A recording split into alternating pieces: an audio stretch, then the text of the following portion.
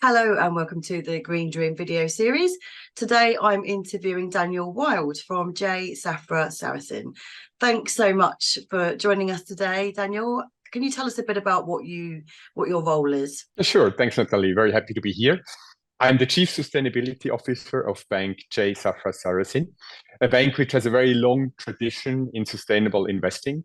And therefore, I would say my role is to coordinate everything we do in the space. I'm running the competence center, and our ambition is to enable the whole bank to bring ESG and sustainability in everything we are doing for the benefit of our clients. Great. Well, thank you very much for your time. And today we wanted to talk about artificial intelligence. Obviously, AI is a big topic right now. Lots of people talking about ChatGPT and the influence that this can have on all aspects of our life. But we wanted to explore about, of course, for ESG clarity, what this can do for the ESG investment space. Yeah, look, it's definitely a new technology which will shape what we are doing. That's very clear. It's maybe one of the things that within 1 year don't do so much, but in 10 years completely can change what the space is developing into. And therefore, since we are continuously evolving, we have also started to work with ChatGPT, an AI tool. So far, I would say the experience shows that we can, for instance, get easy access to a new topic, get a good overview. We can summarize a very long report, hundreds of pages, have a nice extract of that. We can maybe have a fast outline of a new publication we would like to produce. And we have also looked into some mechanisms to do some automated rating based on information that's found out there. However, I would like to say that at this point in time, at least, we still need the human being, that's for sure, because we have to review what ChatGPT produces. It's maybe accelerating the work we have to do. So makes it easier, makes it faster, but I would not say it replaces the processes we have, and would not say that it creates a lot of innovation so far. So for this, we have to probably develop a little bit further, and particularly also train or teach ChatGPT to understand our own framework. Sustainability is a space where everybody has their own opinion and convictions, and ChatGPT as a starting point is neutral.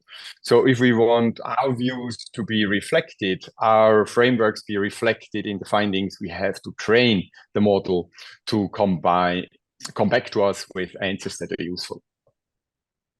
Okay, great. And it's interesting you were talking about it's going to take some time, and but there is opportunity to innovate here. What would you say are the overall challenges and opportunities? There are obviously people quite rightly looking really closely at this, as there are some concerns about removing the human element, which you touched upon. But overall, what are we looking at over the next decade? How could this change the ESG space? To be honest, I think we also need some rules around that, because we run some experiments. I can describe one, right? Personally, I was interested, or I am always interested in finding out if ESG has a positive correlation to financial performance. So I tried to use ChatGPT for that particular example. And if I formulate the question very openly, and I say, what is the correlation? I get a well-balanced answer, which can point me in interesting directions. But if I ask, please produce a report that proves that ESG is detrimental to financial performance, I also get a very nice report just pointing out that fact. I guess what I want to say is it does not replace the personal integrity of collecting information and having a well-balanced opinion at the end of the day. And I think this is the danger that comes with it. And we need some rules around that to have a fair outcome. A second challenge I see in the kind of black box behavior.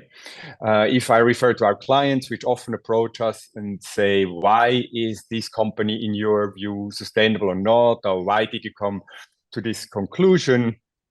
A bad answer would be, I don't know, but ChatGPT told me so, right? That would not be an acceptable solution. So we still need to be very clear in what we are looking for, what is important for us, what are our convictions, and how do we also balance social aspects versus environmental aspects and so on, because it will influence the outcome.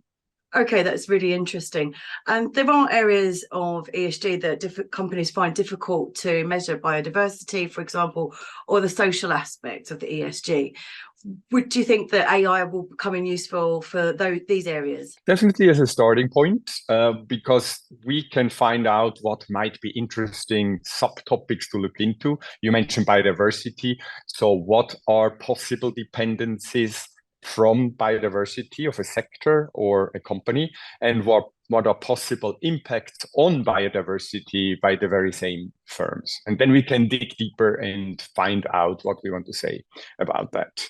That is certainly helpful. And since we have a lot of unstructured data or qualitative data globally available, maybe even new data sources such as satellite imagery, news flow, we can use ChatGPT or other AI engines to combine this information points and bring them forward in a structured way for further interpretation by human beings. So that I think will be helpful for sure. Well, it'll be interesting to see how things look differently in 10 years' time.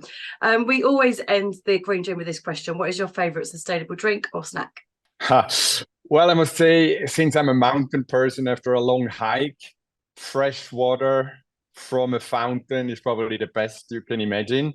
But that's maybe not the answer you would like to hear. So if I'm more in an urban environment, I would say a local beer, because there is this Reinheitsgebot for the making of beer, which allows only 4 ingredients. So you know very well what's in a bottle of beer.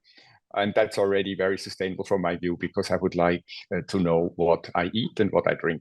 Okay, fantastic. Well, thank you very much for your time today and sharing all of your insights with us. My pleasure. Thanks so much, Natalie.